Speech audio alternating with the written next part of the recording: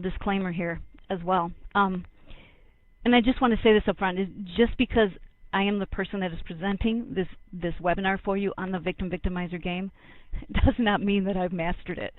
On the contrary, since preparing to present this, I realize how much we are all still embroiled in the game, as it's a hidden program that runs through our DNA template. So nobody is immune to this program because of the distortions in the planetary grids and thus in our shields. So you'll understand more of why as we move through this presentation. So what exactly is the Victim-Victimizer game? Well, the Victim-Victimizer game is a program that started out as an experiment 480 billion years ago that went very wrong. It's imbued within the crystalline structure that makes up our matter particles, meaning our physical bodies, right? This game is programmed in as a fighting code program. Let me say that again. This game is programmed in as a fighting code program that's like a virtual reality game that's encoded into the key crystalline structures of our bodies. By that I mean the blood crystals, the skin crystals, the bone crystals, but it's also encoded right into our sexual organs, which allows the game to continue generation after generation. So this program is at the core of what is called the sextant shield. The sextant shield takes part of our own crystals, harvests them through what's called the 666 cycle, so that's 3 sixes, right? And turns them into hexagon-shaped crystals that are an unnatural configuration. So this game unfolds itself between people who attempt to have close relationships together. Sometimes it's just emotional, sometimes it's just mental, and sometimes it's more. Sometimes it could be between collectives of people, such as race lines, and this plays out on every level. Yes, I have not moved on yet. That is, I want you to see that. Okay? All right. And so what they do is they create a repeated escalating cycle of what is called the victim-victimizer conflict. And what this means is that you have what appears to be an aggressor and a target. This particular aspect of the relationships that we encounter is at the core of why there is so much strife between people who are trying to have a peaceful, intimate relationship. We can all relate. I know we can. This program is also why there are misunderstandings between people and why we just can't seem to connect. Why it seems that women are from Venus and men are from Mars. And so let's take a closer look at the polarities. So we know that men and women were created as divine beings as equal standing, okay? The only difference when you are in gender worlds between men and women is of polarity, not of value. Each polarity, meaning the male and the female, or the mane and the ire, has its strengths. When we start to embrace the concept of polarity, we come to recognize that our power to love, as well as our power to manifest, and of course our power to ascend, lies within unifying the polarities. So the male electrical polarity has a little advantage as far as push in transmitting frequency, whereas the female form has more advantage in receiving or pulling frequency. Okay? Excuse me. In every man and in every woman, there exists the opposite expression. Both men and women are transmitters and receivers. Yes, absolutely, that's true. But if you're in a female body, you will tend towards the ability to pull in frequency. You can still transmit, but your strength will be pulling and drawing frequency. Now, if you're in a male body, your strength will be in transmitting the frequency. So the original intention of unification of male and female was the recognition of each other's strengths and knowing that if you put the two together, you have a unified power of a balanced pull and a balanced push. The male push would amplify the female push, right, because the female is better at pulling frequency, and the female pull would amplify the male pull. So you become whole a lot faster, and sounds like a great plan, doesn't it? There used to be a divine order between male and female, between the polarities, between the mane and the ire. Males and females were intended to accelerate each other's integration of higher identities. But, as we know, living here on planet Earth, through certain belief systems, Men and women began vying for power from each other. Men and women were intended to accelerate each other's evolution, and instead we find ourselves in power struggles that needlessly waste our energies that we could be applying toward finding a solution. So today, we exist within a distorted hologram. That's a reality check, is that not right? It becomes a fact of our daily lives that we are constantly bombarded with electromagnetic pulses that are disharmonic to our energy fields. We all feel it. Psychotronic pulses designed to pulse our emotional and mental bodies. Psychotronic pulses designed to magnify the apartheid receivers in our fields and our shields that are bringing in aspects of shadow. And psychotronic pulses designed to pull us away from our still point and to do what? To engage us in the victim-victimizer game. When I began preparing this module, I began to see with new eyes all the places in which we're stuck in the hologram. The VV game, which I'm using that for victim-victimizer game for people who don't know that. That's a little acronym that we use. The VV game takes us horizontal, takes us outside of ourselves, away from our true purpose.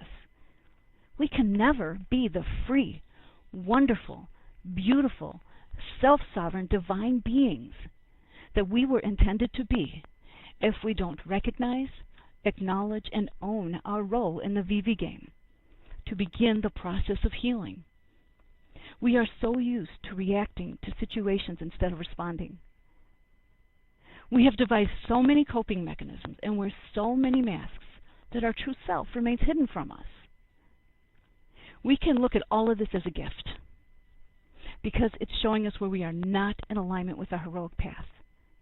Every time we get pulsed, every time someone pushes our buttons, is an opportunity for us to exercise the attitudes and responsibilities of history, and therefore move with the energy instead of against it. So by applying the ANRs, we learn how to respond in a loving, Christic way from our still point and not get dragged into the game. Nunu, would you please paste the link for the attitudes and responsibilities of mastery? Thank you.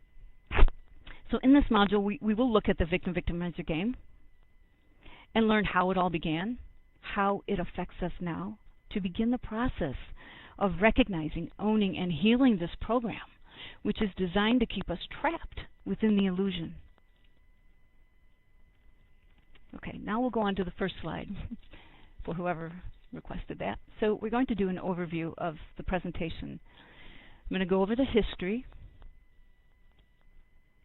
I'm going to be going over the games people play, the 9 stages of the victim-victimizer game, environmental factors, and healing from the perspective of the freedom teachings. So in our first topics, we are going to be discussing the seeding of our Eka-Veka, the Born to Sala races, which is where this VV game began, and the great 666 quarantine experiment.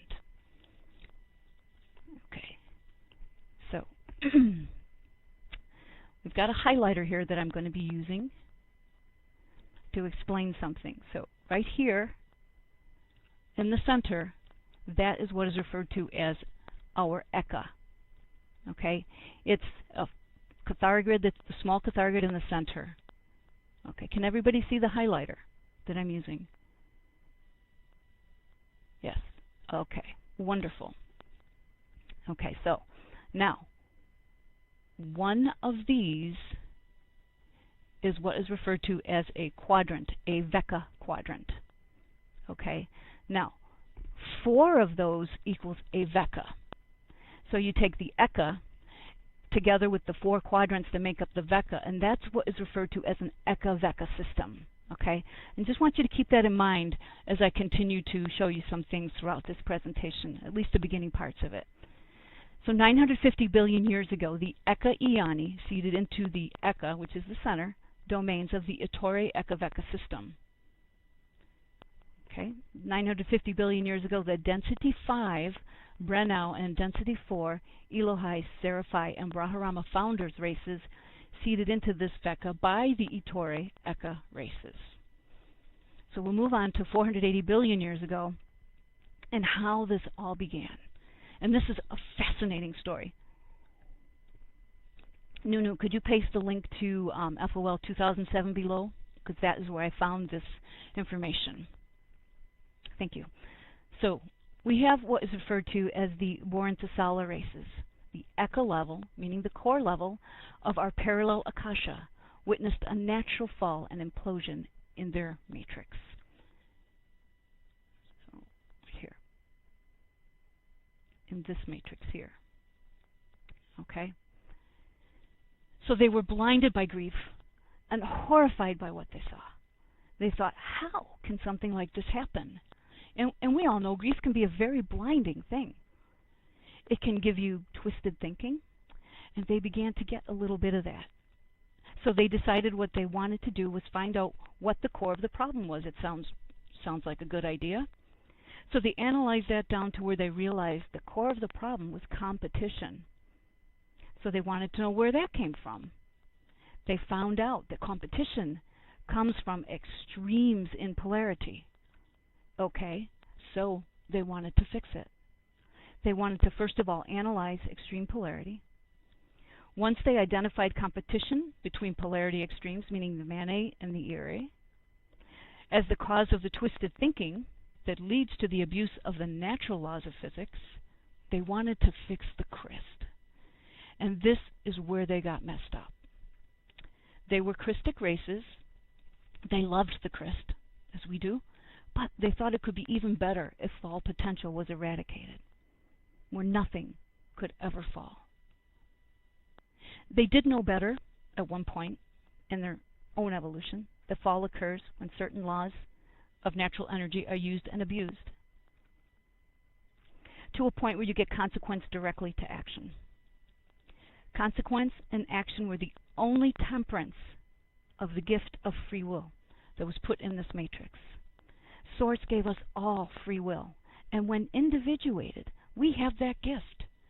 And we can use it any way we want to, even to the extreme of using it in opposite expression to divine will. What was set in motion with the eternal life Christ code that allows for the natural creation and recreation to continually occur was a part of energy dynamics that has to do with action and consequence, where there are certain consequences to certain actions, consequences in energy, and consequences in consciousness, right? Falls result from a buildup of abuses of the natural laws of energy that culminate in consequences of energy that create the fall condition. That's what happens when the system falls.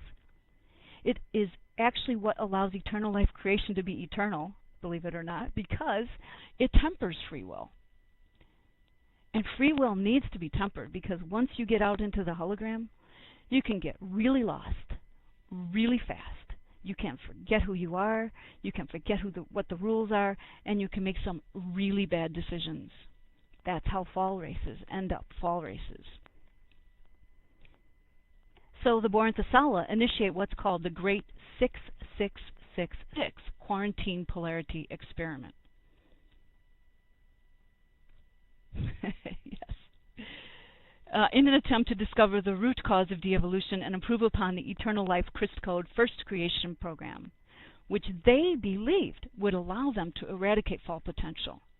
Sometimes, if you get blinded by grief, you can do things with the best of intentions, but they can go wrong in ways you never expected. And that's what occurred here. So it worked like this.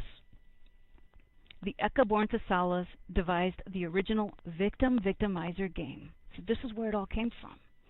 And seeded themselves into 3 density 4 groups within the PCM Veka of their parallel Akasha Eka Veka systems. 2 groups taking on bi-Veka genetic distortion to explore polarity extremes in competition.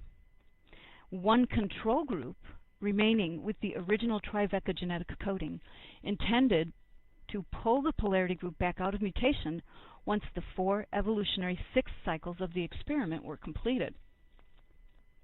Okay, so let's take a minute here and get the highlighter again. So here we have our polarity groups, okay, and right here we have our control group that maintains the tri-Veka coding, which is the natural particle configuration. So it went like this. You play the good guy, I'll play the bad guy. It's like cops and robbers. How many people played cops and robbers when they were kids? I certainly did. The quarantine system from the ECA, remember that's the core, into density 4 and 3 to do this experiment. Okay, so the quarantine system went from the ECA into density 4 and density 3 in order to do this experiment. So it was supposed to be quarantined only in the upper densities, a small area of the upper densities of their VECA system in one VECA quadrant. So it was a quarantined experiment. So they created the Victim-Victimizer game program. You play the victim, I'll play the victimizer, and let's see where it goes. But it was meant to be fair. In order to do that, they would have to have 6 cycles of victim-victimizer, and then the next 6 cycle would be victimizer-victim, which means they would switch places. Whatever group was the victim in the first cycle would be the victimizer in the next. And then it was supposed to flip back again twice, so they would each get 2 cycles of experiencing what it meant, what it felt like to be on that side of polarity. Sounds like a good idea. They took their own ECA group, so they didn't take somebody else. They took their own ECA group that actually wanted to do this experiment and divided them up into the 3 camps. One would be the control camp. I'll go back to that slide so you can see that. One would be the control camp that would retain the sanity and would retain a natural triVECA coding, which means that their natural genetic matrix would be built on a triVECA, which is the natural trinity configuration of Particai units. All gene codes that are CRISPR are built on triVECA light units. So what they did was they kept their normal control group with its triVECA natural coding, and the other 2 groups agreed. The polarity groups agreed, we'll put ourselves right in the line of fire. Hey, we'll experience this, and you know what? I know we'll come back out, we'll know how to fix it. We'll have the solution. We'll know how to fix the CRISPR. Now remember, these decisions were being made in the ECA level. They agreed to incarnate into a controlled situation out of the ECA, which is a non-polarized environment, into the density levels of density 4, which is dimensions 10, 11, and 12, and density 3, which is dimensions 7, 8, and 9. And theoretically, they heard that you could lose track of yourself once you got into density 4. But it was just a theory to them. So they figured they'd find out, well, maybe, maybe not. We'll see. But that's why the control group was there. The control group was meant to make sure if the polarity extremes went nuts and they were losing their own people, the ones with the triVECA coding were meant to pull them both back out, and they could hybridize with them, and in one generation, let me say that again, in one generation, bring them right back around where they wouldn't have the mutation anymore. That's how the study of polarity was created. 2 of their own race lines, modifying them to a biVECA code, which means they took the 3rd element of the trinity out. And they gave one a dominant charge and one a passive charge. So that's how they created the extremes in polarity that they found out was the reason and the cause of fall, was competition in extreme polarity. So they had extremes in energy running capacity as well. And they didn't foresee how bad it was going to go. So in this polarity experiment, the Bohr and Sasalas broke themselves into 2 groups. We've got the polarity group passive victim and the polarity group aggressor victim. The ones that took the aggressor stance were called the Borgia-Musala. The Borgia-Musala were the ones who started being the victimizers. And well, they got to the 3rd cycle of 6. Remember, there's supposed to be 4 cycles so that each one has 2 sets of 6 to experience the polarities of each side. And the Borgia-Musala strain of the Bohr and Sasalas got so lost, so fast. The control group didn't know what to do because they couldn't even hear them anymore. When they were trying to telepath to them to guide them, they were completely shut off.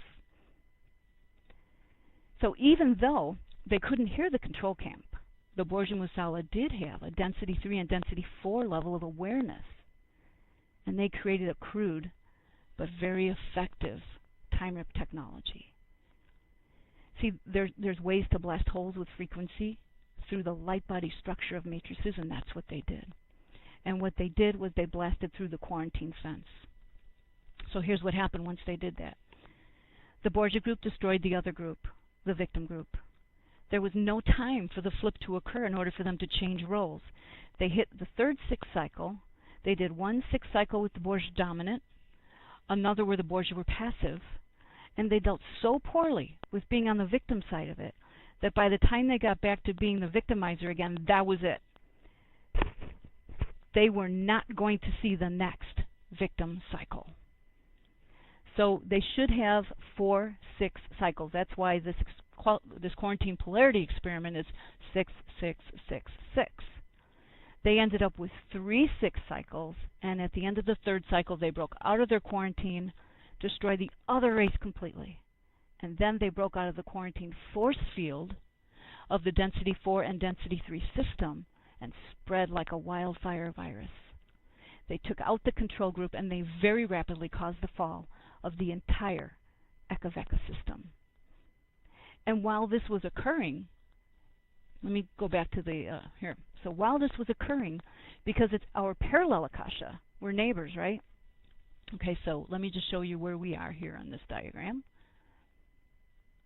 We're right there in that Akasha. Just pretend that's a circle. We're right there in that Akasha. So what happened was, since we were neighbors, the time rip that they used to rip all the way through their Eka-Veka system to take the whole thing into black hole fall created an unnatural rip into our Eka. Just a little bit, but just enough. The time rip had come into our Eka system. Our living system had already been seeded. Okay, 950 billion years ago was the last life wave of our founders' races, which came out from our Eka, which was the core, and were put into our Veka systems, into the Veka quadrants. So this was all a natural system that was doing quite well. So the Boran-Sasalas here have a total blowout of their Eka-Veka system, and that blowout created a very unstable rip between our Eka core and what became the Borgia black hole. Now, Nunu, would you please paste the link for Sliders 4, which was a workshop in 2009 if you want to learn more about the Borgia black hole system on a universal level, then that's the workshop that you would like to watch.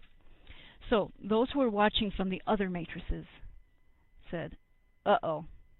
They saw how fast the time rip technology had taken out the Eka-Veka system. And fast in terms of cosmic years. Fast to us is tomorrow, right? The quarantine broke 480 billion years ago, and by 450 billion years ago, the whole matrix had fallen and the time rip had come into our ecosystem. Now, also 450 billion years ago was when the Tri-Matrix Crystal River Cooperative Intervention Team was established by Christic races in neighboring Akasha Eka-Veka systems who watched this, for the purpose of reestablishing the quarantine on the fallen Borgia Eka-Veka system of the parallel Akasha. And this was to prevent the Borgia from using their time rip technology to fulfill their anti-Christic objective, which was assimilating all other living time matrices in their vicinity into their black hole system. So I know that was a lot of information, so I'm going to just give a quick review of what we've just gone over. So first of all, the Boran-Thesala races, they witness a fall and implosion of their living systems. Okay, they love these people. They're blinded by grief. The Boran-Thesala decide they're going to initiate the great 6666 quarantine experiment to discover the root cause of de-evolution. They create the Victim-Victimizer game program to analyze extreme polarity.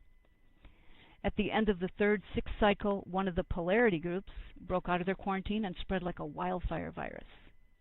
They destroyed the other race completely. They took out the control group.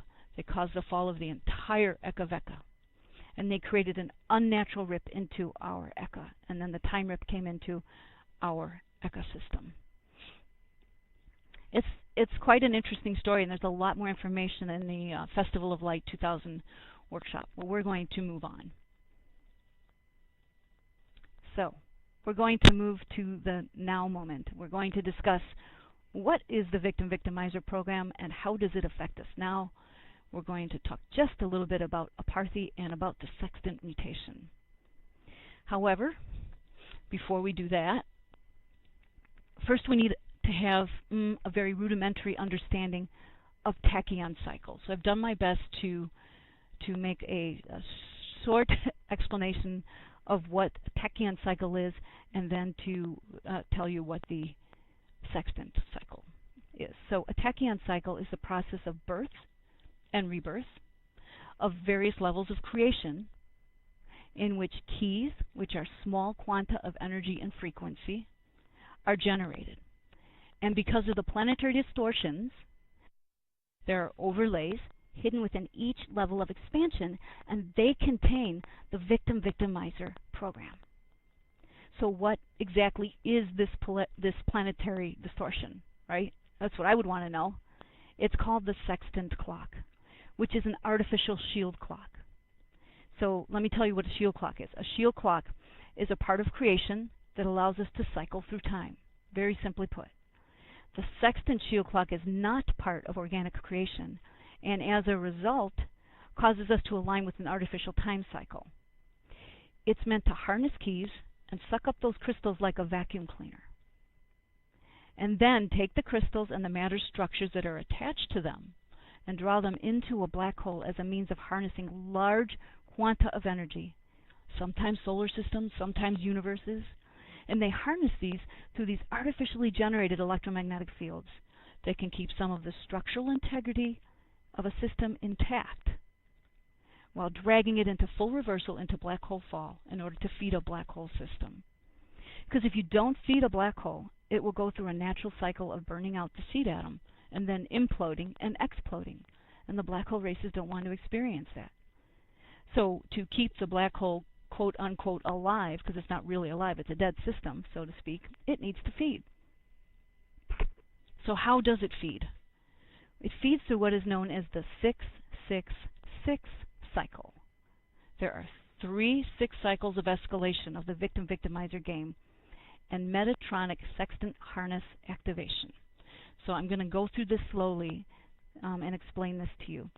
On the first set of 6 phases of 9 stages, there's 9 stages of the victim-victimizer game going from victim-victimizer 1 through 9, and that will run 6 times.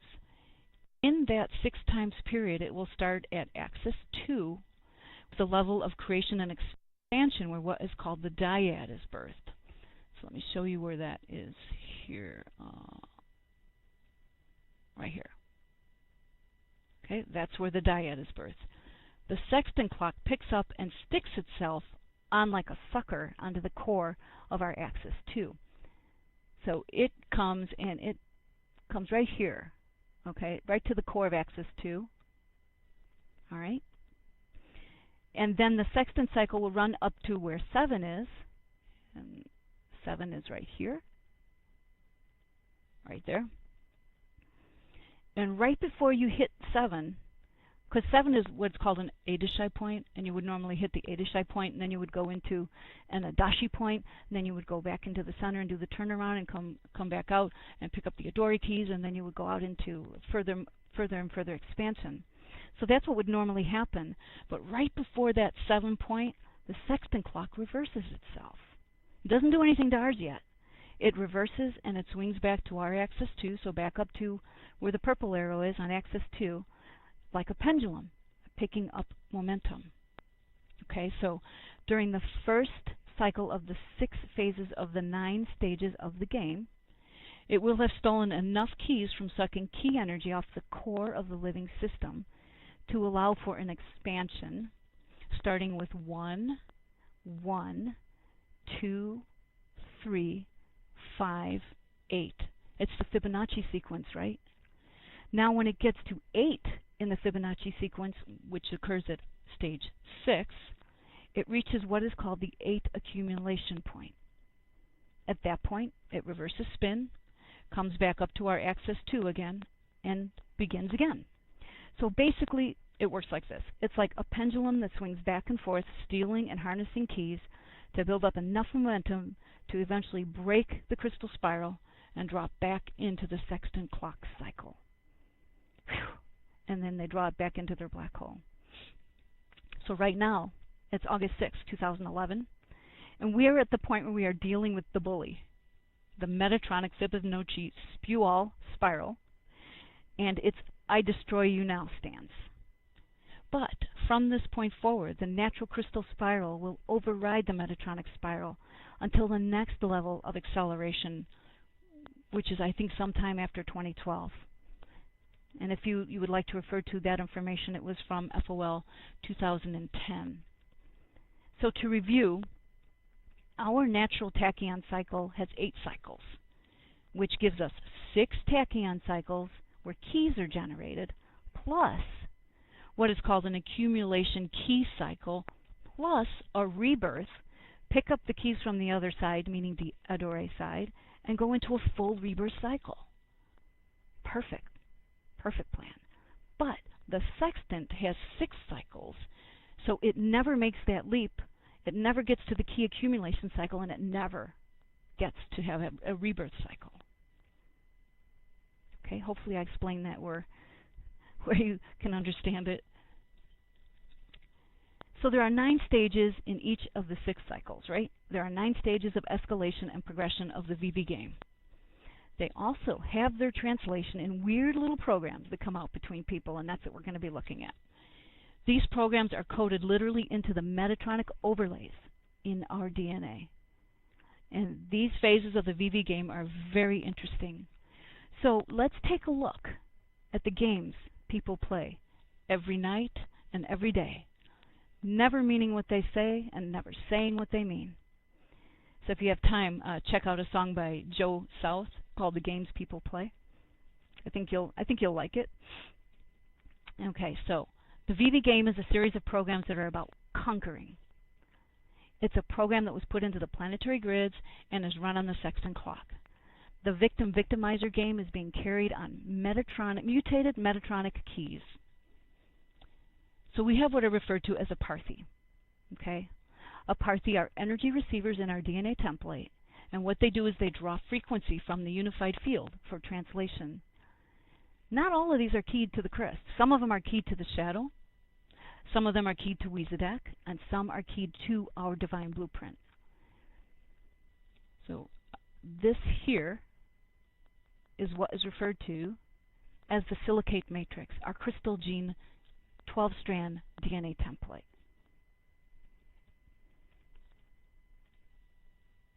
Okay, we'll move on here. So the Victim-Victimizer game is at the core of what is called the sextant shield and the sextant template. We talked about that. I showed you as best I could how that works. There is a force of consciousness that walks around with you that is part of you, your elemental consciousness. Let me just show you where it is in this diagram. Okay, there's the sextant shield. The atoms of which you are made of are conscious, right? They follow certain directives of energy. Ideally, they will follow your directives of energy. But right now, because of the mutation, they follow other influences. One of the greatest influences is at the core of the sextant shield of the beast machine. And guess what that is, beloveds? It's the Victim-Victimizer program. We'll move on here. So this is a slide that Sue Clemson made for me. What a wonderful, wonderful artist she is. So let's look at the roles we play and the masks we wear as we play the game. One of the games we play is the blame game. I'd like to read to you, I'll read what's on the slide, but there is more to it, an excerpt from what is called the open letter to the Keylontic Science Internet Discussion Group, MCEO Regent Body, Hitharo Peak MCEO Planetary Shields Workers, and the Indigo community from Ma'a and Mashara of the Iani Eka Council. You can find this in the Keylontic Science e-group. So I'm going to read what's on the slide, and then I will continue reading a quote for you. So as long as you refuse responsibility by projecting your power and accountability onto external sources, blaming and angrily demanding from the external, instead of lovingly giving to it and to yourselves, you will continue to disempower yourselves and perpetually place yourselves in the role of victim. So you can draw to you the external mirror or reflect back to you the ways in which you are victimizing and denying your true self. Those of you who justify inappropriate use of energy can spew at God, us, our representatives, etc., until your heart's content. But in this way, your heart will never be content. For it is yourselves, not us, whom you are hurting through such attitudes and actions. You are keeping yourself stuck in the victim-victimizer game. We of the Christic stance will meet you as a recognized symbolic mirror projection that models for us, as representatives of the living God source, the precise aspects of hurt and confusion that have yet to heal within the one body of God's source. We will not victimize you with judging condemnation, nor will we blame you for victimizing us, as we will not allow you to place us in the role of victim, for we take full responsibility for the fact that we agreed to enter this learning game with you, so that we might model and mirror for you precisely the Christiac ideas, attitudes, and actions by which one becomes free from the victim-victimizer polarity drama, the very Christiac ideals that many of you are disowning within yourselves.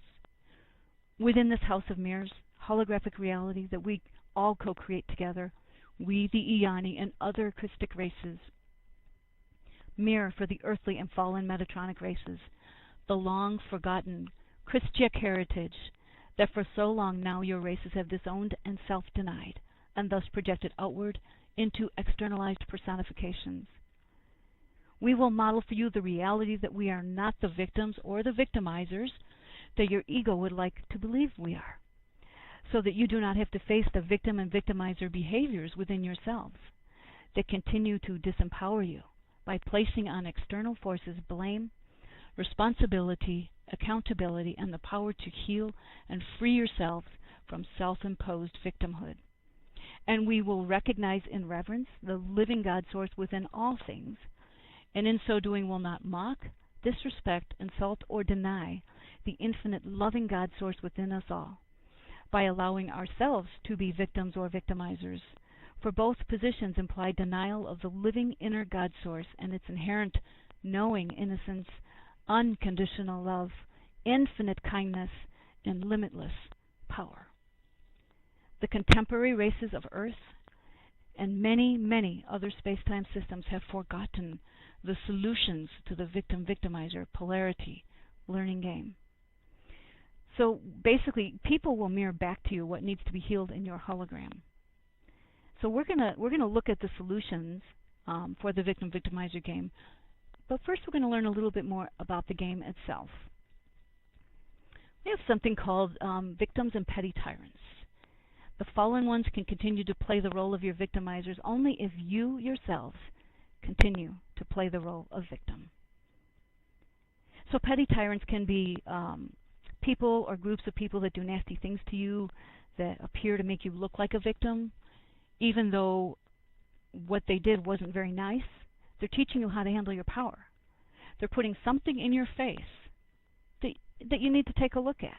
They're teaching you to look at some part of your power and use it differently so they can no longer control you. These petty tyrants that have created this whole mess in our universal system have given us a gift. They're reminding us that we have a responsibility to tune back into our own energy and remember that we have the power to do this. So a little bit more from the open letter, just a little. We will not take it personally if you, in your present state of evolution, need to make us your objectified petty tyrants, or if you attempt to play the role of ours, even though we have come offering only truth and accurate information, Christic knowledge, knowing innocent, unconditional love for all of creation, as we return to you the option of reclaiming your original freedom, dignity, and power. So how do we reclaim our power and our freedom? Well, we do it by recognizing the responsibility, accountability, knowledge, truth, reality, unconditional love, and limitless power inherent to the God source within us all. I love this one. I call this selective hearing. Miasms. Miasms will always involve people not hearing what the other one is saying. And I'm sure many of you know exactly what I am referring to. There isn't a miasm occurring on this planet in a couple situation that concerns only one of them. The miasm always concerns both people. They both have an involvement for its reason being there. And they all have to do with the male-female relationship or the Mane-Eri relationship. Men and women will grow much healthier and much closer than ever thought possible if they can look at each other with compassion and understand that the suffering that each did was equal. Miasms are generated by the pair that are together at any given time. Sometimes couples will come and go. Sometimes couples will stay together for a lifetime to address some of these influences, right? Bear in mind that miasms are compaction of energy, and they also foster the stubbornness of shadow and that kind of behavior. So they will continue to accrete negative frequencies as long as they remain, which is why, Cathara healing is on the planet to help release some of those miasmic blockages. One of the reasons why people exist in partnership, viewed from the spiritual perspective, is entirely dedicated to growth. Personal power relationships. Beware of the strengths and weaknesses in one's own relationship to personal power relationships and the associated competitive frequency expressions. So this is a no-win situation, right? It's a tug of war. It looks like, boom, neither one's going either way. Both people are trying to find their power. Remember, the born to solar races 480 billion years ago found out that competition was the core of fall. So ask yourself, are you in any personal power relationships? Think about that. What's your relationship to personal power? When you have a power struggle happening, you have two people that are both stuck trying to find their own power base because they both feel out of control inside of themselves. And they're denying the fact that they feel out of control, and they're making it the other person's fault. So we're back to blame again, aren't we? For example, you can experience somebody verbally attacking you, but they said certain things because they said certain things, right? If you put those words down on paper and you look at them, they might actually seem benign the second time you look at them. But the first time you looked at them, or the first time that you heard them, you really got up in arms. You felt attacked. Well, they didn't attack.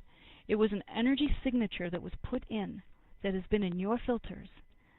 The filters also have to be in the person on the other end of it as well. All right, so we'll move on to another game that people play, craving for recognition. The desire for recognition amongst one's peers and the beloveds is perhaps the greatest Achilles heel of all.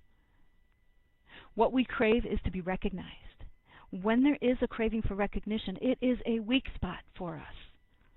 We will not make any progress in our spiritual evolution if we continue to quietly feel superior or arrogant or privileged. I have an excerpt from an email of November 13, 2003 from Speaker 3.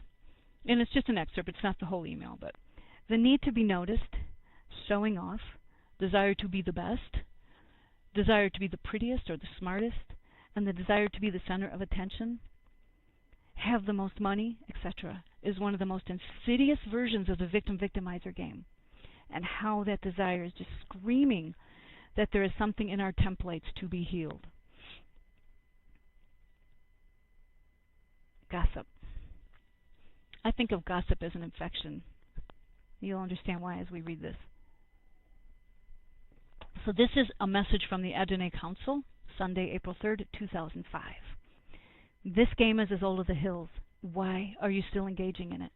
To engage or not to engage, that is the question. Mindless gossip is the occupation of those most fully involved with hiding from themselves. It's a supreme action of self-destruction upon which those of the dark side persuasion depend. Be mindful of what energy activity you allow your minds to dabble in. Those who bear the wisdom of a guardian do not engage their attention upon the conditions of their neighbor's house, but rather impeccably attend to the condition of their own. Think twice with the soul before permitting the lips to engage. True guardians need not fear dark avatars, for they can transmute anything that anyone attempts to convey.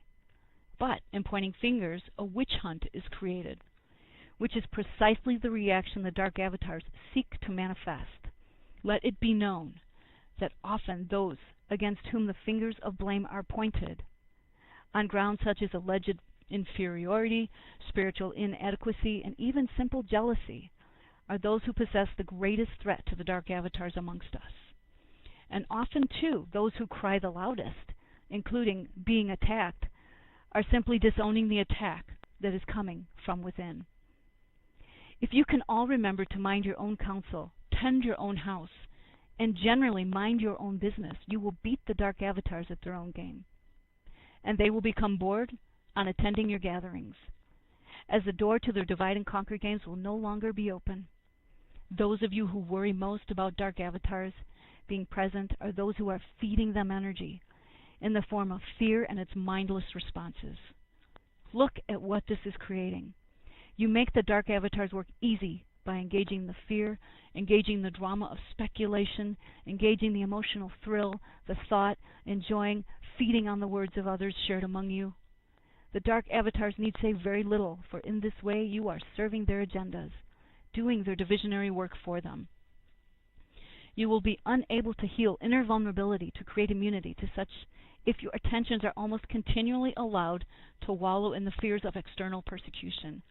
You give the dark ones your power every time you speculate, every to point mental fingers. We of the Adonai and Iyani Council ask you all to take a bit of mindfulness now and ask yourselves to what you may be feeding energy, the problem or the solution. If you refuse to engage in finger pointing within your own mind, you do not have to worry about such unproductive things falling out of your mouths. When engaging the thoughts, you are hiding from your own fears and projecting them outward, disowning your own power, and opening the door for the dark avatars to play. Reclaim your power and show the dark ones you are not interested in, have no need of their games. Reclaim your minds and remove such matters from your attention. So basically, it's bioenergetically unhealthy to engage in gossip and this whole game. So, become the unshakable Christos. I learned what it was like to be gossiped about. I learned what it was like to be talked about, what it felt like to be excluded. I learned what it felt like to be dirty or to feel dirty and to feel isolated. Without going into the whole story, I went into the victim role and I played it really, really well. I went into a tailspin of despair and experienced that feeling for the first time. I had the opportunity to turn it around and be the victimizer, and there was a part of me that wanted to do that, or I could stand in my own truth, and instead of pointing a finger or playing the game, what did I do? I spoke to my inner divine, which prompted me to write a post called The Unshakable Christos, in which I thanked those people that I was perceiving as my victimizers for the gift of teaching me of my inner strength and my ability to feel so deeply. We can still be hurt, we can still be angry, we can still experience feelings of upset, and then what do? We allow those feelings to teach us what it is about ourselves that we're learning, and we transmute those feelings, let them move through us, and we let go. If our inner core is unshakable and we can become the eye of the hurricane, those feelings will not be able to play us like a fiddle. So this was a post I wrote, I think it was 2002 maybe. The post number is 15434 if anybody wants to check that out. So, tending to your own garden. You can never know or even begin to know what is going on within someone else's garden. Why is that? Well, because when you look into another's garden, you're looking through your own ideas, your own beliefs, your own preconceived notions, your own thoughts, your own feelings, and your own filters. To judge another is not to understand that we are all multidimensional. How dare anyone look into someone else's garden and think that they know what is going on? They have not walked in the other person's shoes throughout their journey, and they do not know what the other person's contract is. So instead, we will be the teachings every day in every way. We will tend to our own gardens, and they shall draw to themselves the seeds upon which the winds that will most flourish there. So if we tend to our own garden as if it was the most delicate and precious flower, we will someday be able to return to the garden of the Christos. Another game that people play is entitlement.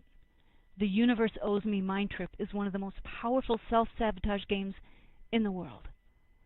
Say thank you to the God Force more often to help remember what you have to appreciate, and many more of the like kind will be sent your way. Trade it in for consistent appreciation, and your world will progressively expand to hold the reality of the things you most desire. And I have a quote I'd like to read from Speaker 3 that everybody can probably identify with because it's from the E-group. And so here we go. There are many, many people on this list that have quite a bit of technical knowledge who are willing to answer your questions. My suggestion is that you keep your questions to 1 or 2. A whole litany of questions will most probably be overlooked. Time is precious these days, and a simple, quick answer to this work is usually not possible. How true is that? Also, ask your question in a respectful way rather than a challenging one. The posture of, I asked a question, I deserve an answer, mode reeks of entitlement issues, victim-victimizer scenarios, and you will most probably get sent the 12 attitudes and responsibilities in response to your question. Also, it will help if you demonstrate some responsibility for your own enlightenment, perhaps asking to be directed where you could find this information. There are many very intelligent people on this group who ceased posting because they found their energy was being drained in unnecessary engagements with people on this list. Those that attack or ask, show me the proof. It's not anyone's job to show anyone anything. Again, entitlement issues. Manipulation. Do you ever feel like a puppet on a string? Do you ever feel that you're not in control? Welcome to the Victim-Victimizer game on 3441 Planet Earth. Let's take a look at some of these roles. Now, before you say I can't read it, it's okay, because each one of these is enlarged for us. Okay, this is just to give you the whole overview of the different levels of the Victim-Victimizer game. We start at VV1 and we go up to VV9. So there's 9 stages of the Victim-Victimizer game. And always remember, he who is victim will later be the victimizer. So we all play these roles. Okay, so the slides to follow, you're going to see 9 slides. Each slide will have this format. The stance that we're in will be at the top. You'll have the aggressor, the target, the objective, and what type of control it is. Okay, so that makes it easy. So the Victim-Victimizer program represents patterns of behavior through field stance that allows one being to suck energy off another. It has been programmed into us, and we fall into it without meaning to. And when we do, it starts to run. We get a burst of it coming through our DNA. We are most vulnerable to fallen angelics to attach to us and get into our bodies. They will ride the currents when the burst comes through as little pulses of energy through our crystal body and into our matter body crystals. There is an inner victim or target inside every aggressor. So it's a real nightmare. It's a loop of energy. It's a no-win situation that's meant to create complete reversal of personal keys that allows other things to take over your body and your existence. The program is called the 666 program, and it runs on the sextant clock that we discussed earlier. And what it does is it goes forward and backward and then forward again. You end up with whoever was the victim in one cycle will be the victimizer when it reverses. It's like a pendulum with a blade on it, slashing our potential while harnessing our keys. And these programs are all a progression of sophistication in doing mental warfare on somebody in order to get control of their energies. And they also run on gut reactions that we trip into all the time. We do it with each other and we do it to ourselves. And as each stage of the game completes, it cycles to the next level. And then it leads up to the final I destroy you stance. Okay? These exist as overlays over the natural structures intrinsic to our DNA template. So let's take a closer look at these. So we have our first one, the false friend stance. We have the aggressor as the buddy. I'm your buddy. I'm your friend. Oh, let's do stuff together, right? I'll just hang with you, right? Well, there's an awful weird feeling when that is running. Because you think, wow, they seem really nice. Why do I feel so strange? Why does it feel weird? You can't really tell if they're being nice or if it's you. Is there something wrong with me today? Because you just can't tell, right? And their target is the lone child victim. I'm alone in this big, awful, scary world. I don't like it here. I wish I had a friend to be with me because I really don't like being here. I just want to feel safe, right? It's a program that is a stuck spot that a lot of people end up in children because you were feeling alone when you were a child. But it's a perfect spot for the game to engage. So the buddy sees the lone child and thinks, okay, this person is afraid and scared. I'll pretend to be their buddy so that they don't feel alone, and then I can control their energy. So they're pretending to be their friend. So it's victim submission through seduction, and the control is called control via feigned allegiance. Okay, so they're pretending to be your friend. Okay? There are people who are stuck in this pattern and don't realize it. You don't realize that you're transmitting. It takes a while to even recognize these within ourselves. And a lot of these patterns, you don't even realize that you have them. You might find anger layers on top of them before you get to the fact that the anger is really that you're feeling hurt. There are layers to emotion that once we start to work through them, we'll start to understand this a lot more. And these games will run through the subconscious, through the chemicals, where you have the buddy and the lone child. The buddy is the aggressor but doesn't appear to be. It just seems so very nice and will do anything for you. And the lone child really like that because they feel safe. They feel good there. But if you need to feel safe, it's a real strong pattern that draws you into relationships, and realize it has a bit of a kick from it. I'll be your buddy and you be the one who needs me because you are so lonesome, and I will make you feel safe and all better. I'm your ally, don't worry about it, we'll hang out together. People will run this when the FAs are running them and it isn't sincere, particularly if they are possessed ones. Possessed ones get in there and they have fun with the game. They realize that this is how it works. They realize this is how they can feed. Again, it's a pattern of engagement of energy through behavior and action and words and field stance that allows one being to suck energy off of another. You should be able to feel safe as you, with or without a relationship, whether you are alone in the world or not, or if you're fully embracing your connection to Source and Spirit and the Christ, you don't need anyone. Still good, nice to have friends, but you don't want pretend friends. Right now, we still have a lot of emotion twisted stuff from trying to live down here in this crazy world where you can't tell who is your friend and who is not your friend. So this was the first engagement, and we move on to number 2, the false child stance, the baby doll. Ooh, I really like you. The target, the doting do-gooder, likes to do everything for everybody, right? The objective is victim submission through seduction, and the control is covert control via feigned aggressor deference. So what it does is it's kind of like the aggressor, the baby doll, go, oh, you are so good, I just love you, you are the expert, I don't have any power, I'm just following you because you are that good. They really are not just following you. What this does is it creates a dependency on the part of the target, and then the aggressor sometimes doesn't fulfill it. But it's an aggressor stance where you are actually trying to get submission through subduction from the other, from the victim, or from the target. And the target person will have the problem of the person who dotes on other, who likes to baby people, and people who like to be babied run this program. They just wrap mommy and daddy right around their finger and drag them wherever they want to. It's another seduction for submission that is taking place. Okay, the false parent stance. The aggressor is the hero savior. The target is the helpless honey. The objective is victim submission through seduction. Control is covert control via aggressor-contrived dependence, fear, and self-doubt.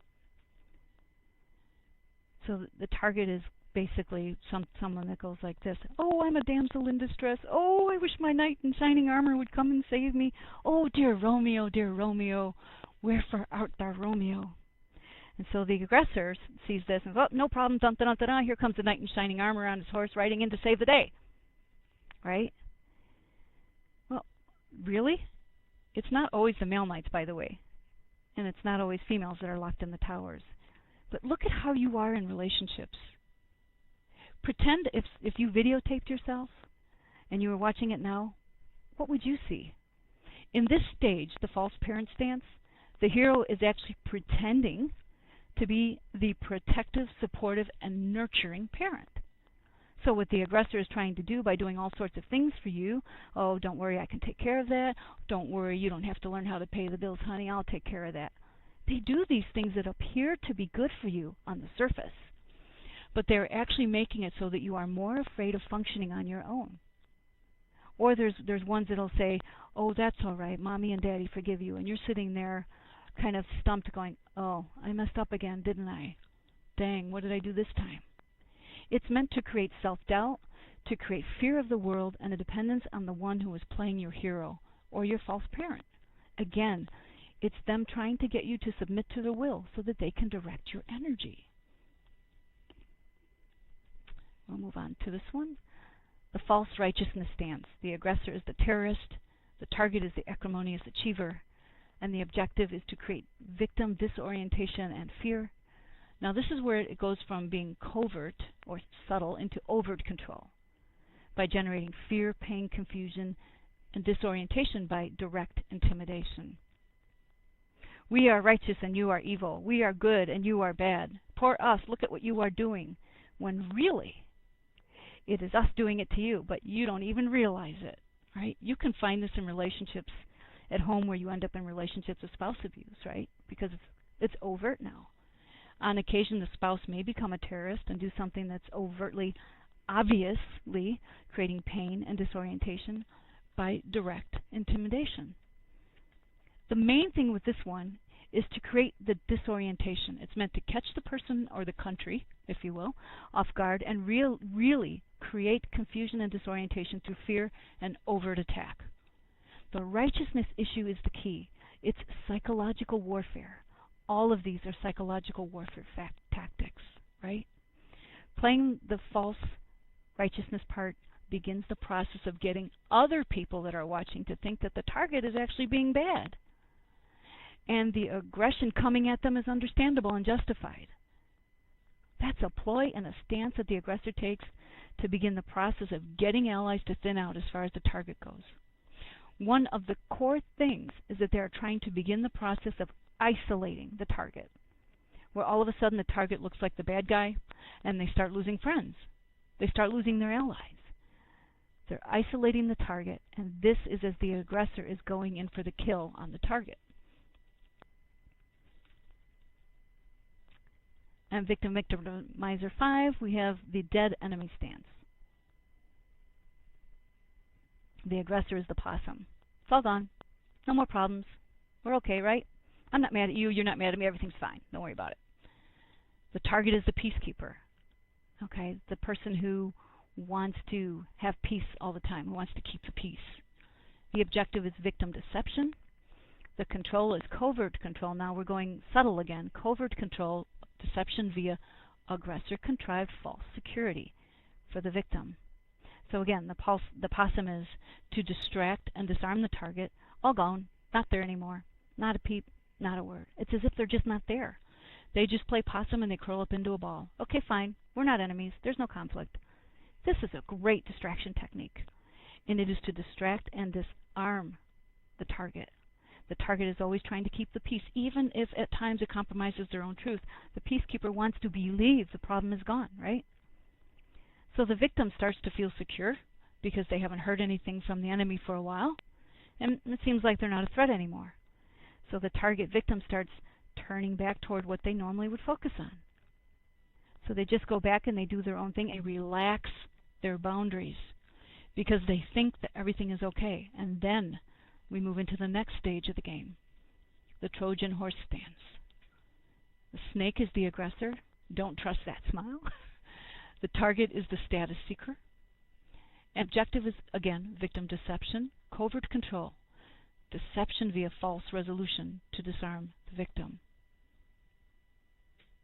The target is being deceived into thinking the problem is gone now. We fixed it. We agreed. Okay, right? So that was Victim-Victimizer 5. Now we're in 6, and what it's meant to do is to make a being think that the problem is done. So, okay, we get along now, and so when the aggressor turns on the target, they are completely blindsided, and this is the snake. They're just not ready at all. It's to really set the victim or target up for being knocked off balance once the aggressor reveals what they're actually up to. These are all extensions of the other. They are all a progression of sophistication in doing mental warfare on somebody in order to get control of their energy, their head game tactics.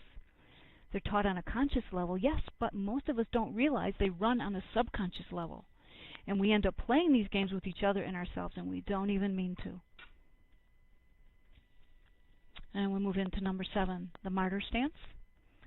The aggressor is the martyr. Look at that. I love this image because it really shows the martyr. The martyr is doing all this work, and it's obviously too much. She can barely hold it. But then she's also got the cup of coffee up there for the boss, just in case, right? So we have the aggressor there, and we have the target, which is the blind blamer.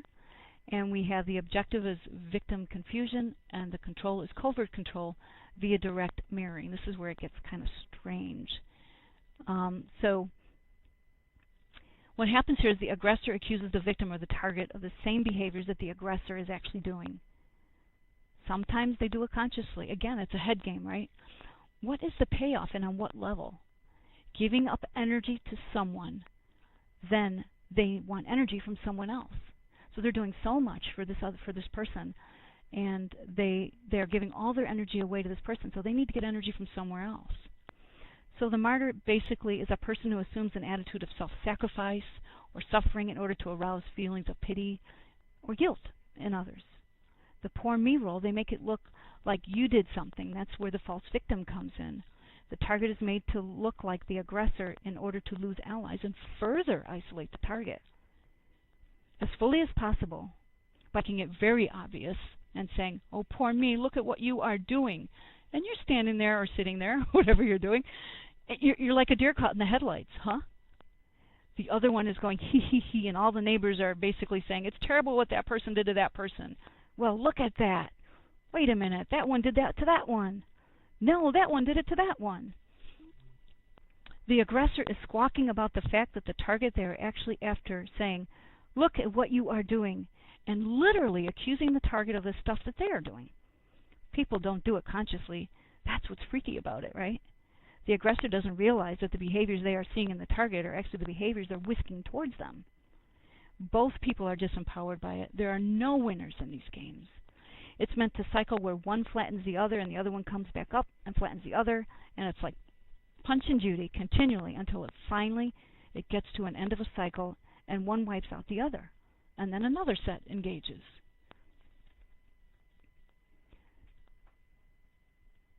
So the target is the blind blamers, and there's people that they harbor inner anger, and they have to try to be nice. You know, they don't realize that they harbor the inner anger because they try to be so nice, they forgive everybody for everything, but they don't let themselves realize that they are angry about certain things inside of themselves.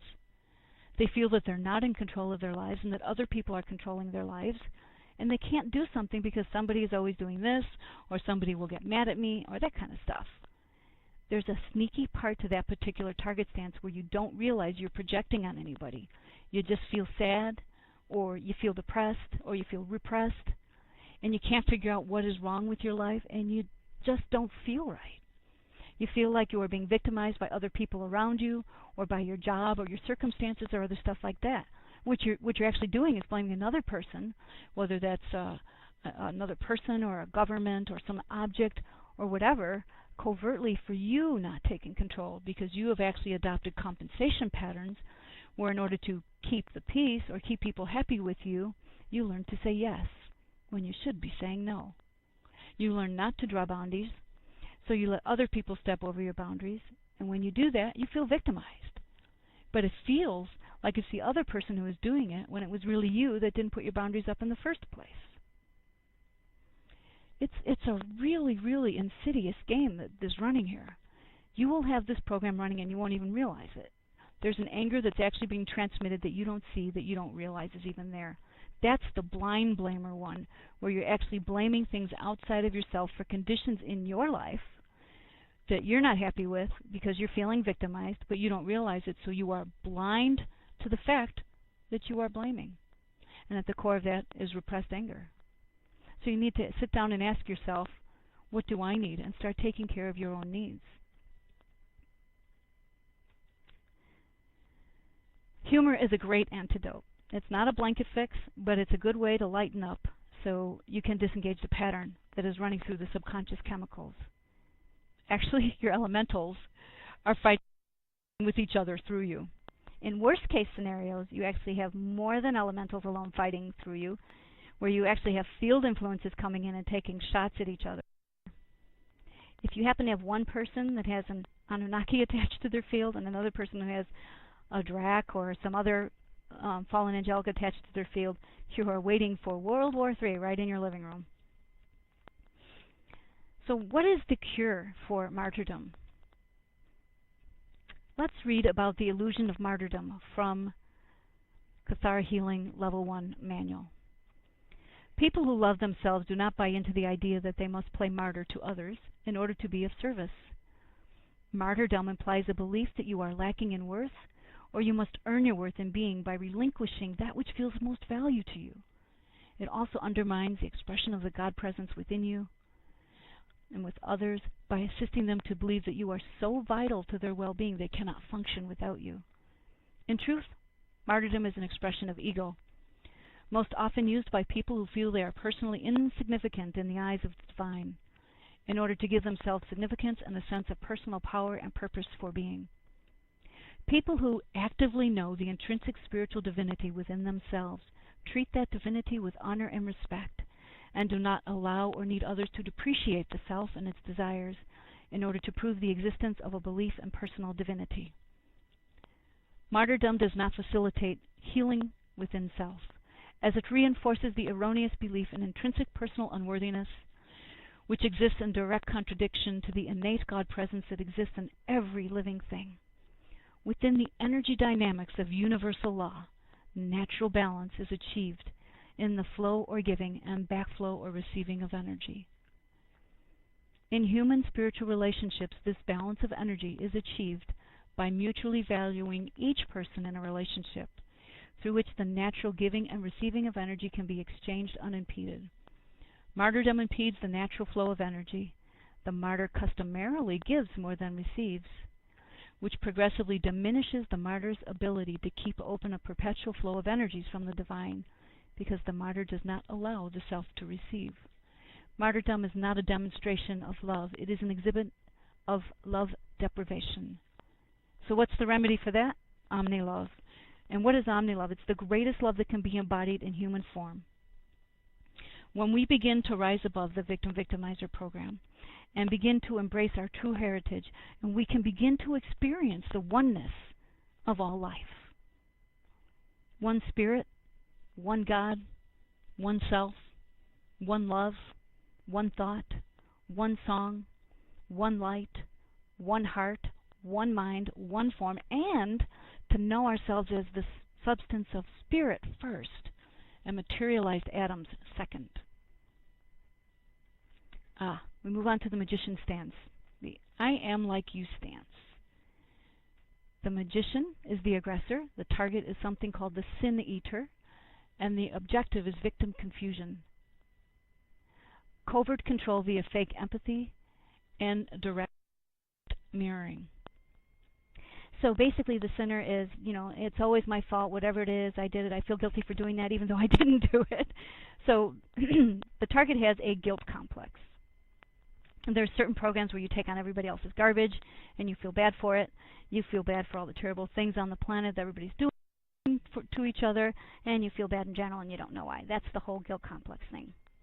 But anyway, the magician is the fake empathy. I am like you stance. You already have the person halfway confused trying to figure out what's going on with the martyr role, right? And so you're basically saying to yourself, did I really do that? You're saying I did this, but did I do that? No, I don't think I did that. And they're also trying to figure out that it's not going to help to try to convince the person that's accusing them that they didn't. So, disengage that. And then it flips to the next level, where the aggressor has to kick into the more sophisticated pattern, which is the magician, where all of a sudden the aggressor says to themselves, oh, okay, well, that didn't work. I tried to convince you that you were being bad. And I was going to lecture you and tell you how bad you are, to make you feel bad about yourself, so you would feel disempowered, so I can have you where I want you. And that didn't work. So then they go into this really crazy thing, and they start modeling your behavior. So whatever your posture is, If you're being rational and you've been calm through the whole argument, all of a sudden they'll become, and they will model the behavior and the stance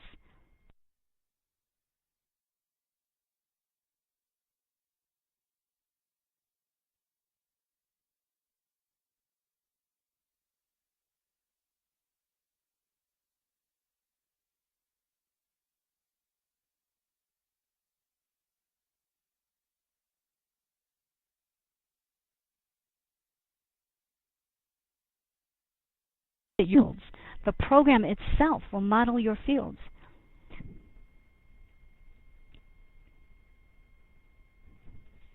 Okay, so you're experiencing, no, is it back on? Is the sound back on? Okay, the sound is back on. Or, no, it's not? All right. New. Okay, great, wonderful. So I will continue then. And so we're still on the magician and the target. And at this point, you don't know where it started. You're starting to feel bad because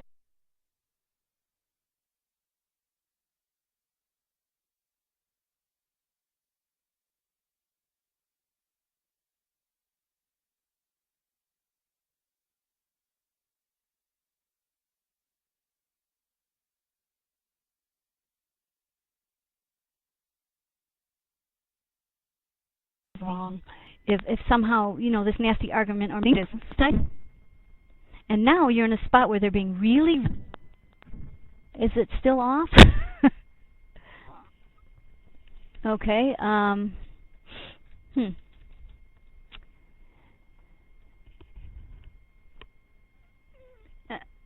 and off, on and off, on. Okay. So I will just continue, I guess. Okay, perhaps maybe if I talk a little slower, maybe it can't keep up with my voice. All right, so please believe repeat the last 3 minutes. Okay, so everybody can hear me. Shall I start with VV8 again? Repeat VV. Yes. Okay. All right, I'll see if I can remember what it was that I said. Okay, so VV8, the magician stance, the I am like you stance. The magician is the reverse mirroring, the fake empathy, I am like you stance. Okay? And we have the sin eater who's saying, it's always my fault, it's always my fault, no matter what happens, it's my fault. Even if I didn't do it, it's my fault. Okay? So they have this huge guilt complex. All right? So they become the target of the magician. So there are certain programs where you take on everybody else's garbage, and you feel bad for it. You feel bad for all the terrible things everybody on the planet is doing to each other, or you feel bad in general and you don't know why. There's this whole guilt complex that's associated with this. And it usually starts quite young, when you're in childhood, where you get stuff blamed on you that you didn't do. I mean, we've all had that happen, I'm sure. So anyway, the magician is the fake empathy, I am like you stance. You already have the person halfway confused, trying to figure out what's going on, right? Did I do that? You're saying I did this. Did I do that? No, I didn't do that. And they are also figure out it's not going to help to try to convince the person that's accusing them that they didn't. So, we disengage that part, and then what happens is it flips to the next level, where the aggressor has to kick into the more sophisticated pattern, which is the magician. When all of a sudden, okay, that didn't work, and the magician says to itself, I tried to convince you that you were being bad, and I was going to lecture you and tell you how bad you are to make you feel bad about yourself, so you would feel disempowered. So I can have you where I want you, but that didn't work. So what do? They start to model your behavior, and this gets really crazy. Whatever your posture is, if you're being rational, you've been calm through the whole argument, all of a sudden, they'll be calm. They will model the behavior and the stance you're projecting. They will model your fields. The program will model your fields, where all of a sudden, you really think maybe it was you, because they seem very, very rational, They seem like their normal self again, like a person that you can relate to again. They will actually play on the parts of your own self that you most identify with. They will almost wear them like an armor, where you will see yourself in them. And when you see yourself in them, the will to fight or the will to defend yourself is gone. You start to think, well, it must have been me. They are making more sense than I did. So at this point, you're really mentally confused by the whole progression. We still have good sound?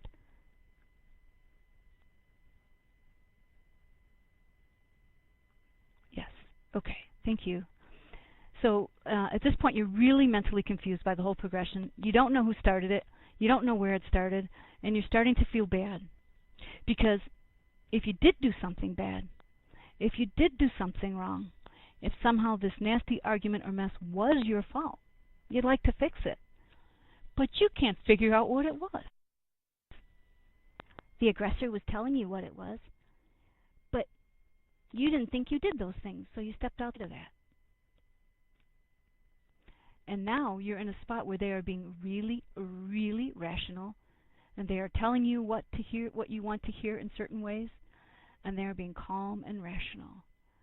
Oh, it's all right. You know, sometimes people lose control, honey. I still love you. That kind of thing. And you're sitting there going, wait a minute, I still love you?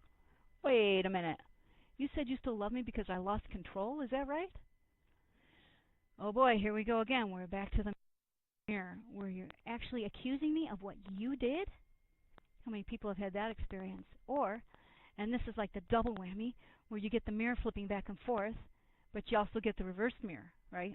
Yes, I love you, honey, even when you are bad. It's all right. We all have this problem. In your personal life, this can get really bizarre. If there are stuck spots that you and your significant other can't seem to get past, there are probably issues that aren't resolved in each of you that allow this to engage more fully. Now, the good part is the more issues in yourselves you get resolved, and the more issues you solve with other people, as far as Christic solutions, the less chemicals in the body, the less miasm in the body, these patterns will have to run through. So you will get progressively more control over it. Sounds like a good idea, huh? Let's move on. Whoops. Okay. The Victim-Victimizer 9, I destroy you stance. The aggressor is the bully, which can turn into a psychopath. The target is the fixer. Now, as Azarites, as people holding the host, we're kind of the ultimate fixer, aren't we? So our objective, the objective is victim confusion, and control is covert control via reverse mirroring. So the fixers are the ones that have to come back and fix everything. You just keep showing up. You just keep getting up. You just keep standing up. You keep coming back to fix it because at the core of that, whether it's a relationship or the host or whatever, is usually love. Desire to love, but it's also a love that can infringe on will. No matter how good the intentions of a fixer might be, sometimes you have to accept that certain beings or people or relationships don't want fixing. Eventually throwing love at someone, that unconditional love, I love you anyway no matter what, is great. It's a great space to have, but if you are dealing with someone who is trapped in the aggressor pattern, because you're not saying, oh, it's my fault, I'm not going to let you manipulate me anymore, you are saying, I'm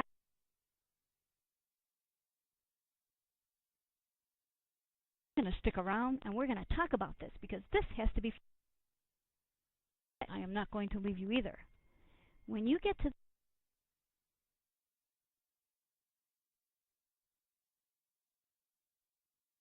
that, it might help the other person that has been running this pattern to step aside.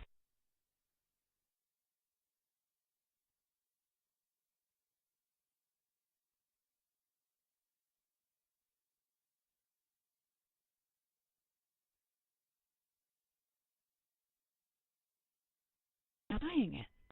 They're not feeling guilty.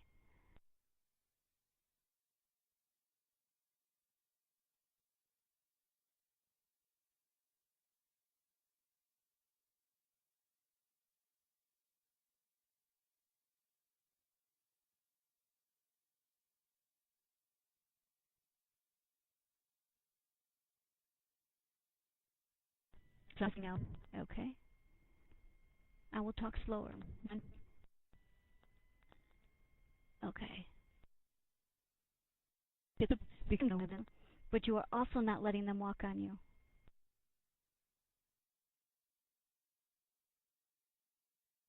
A contract on you or something.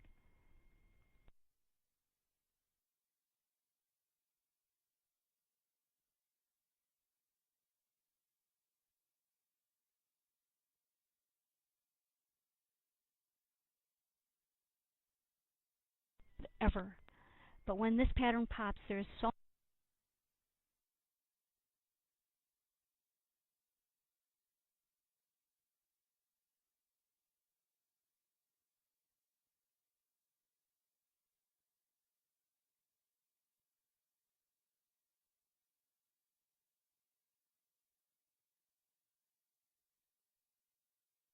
much your body of them, pulling them into the Metatronic configuration.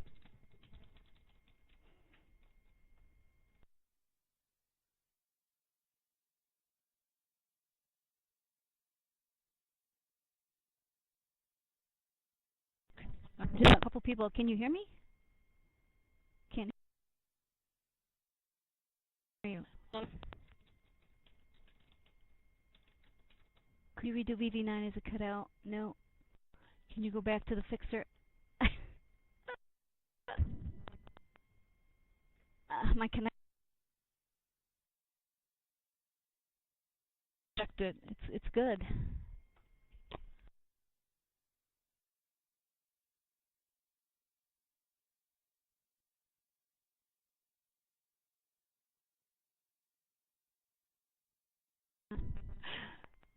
Redo the last.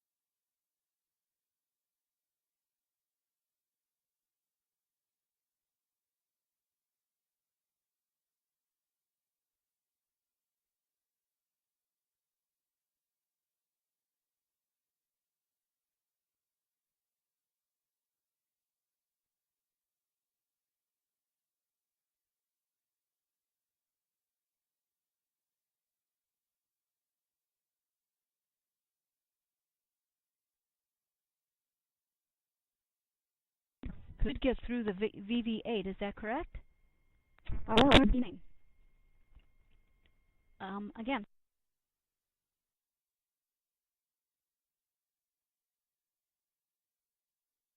Okay, so let's head to the psychopathic pattern.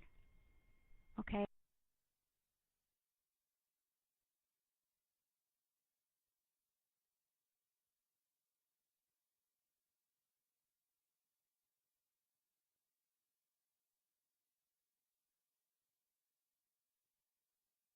We people that we can fix this, right? We're the ultimate fixers.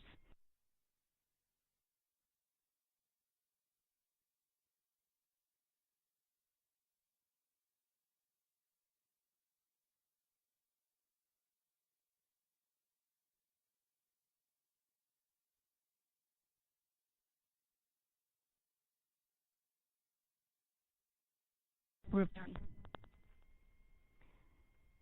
okay.